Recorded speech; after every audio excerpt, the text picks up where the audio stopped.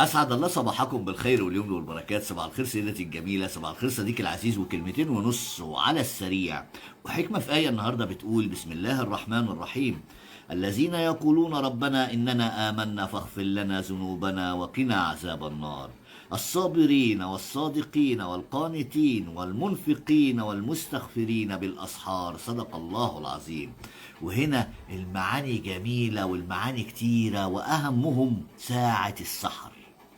ساعة السحر اللي الناس غفلانة عنها دي فيها حاجات حلوة كتير للمؤمنين والمسلمين.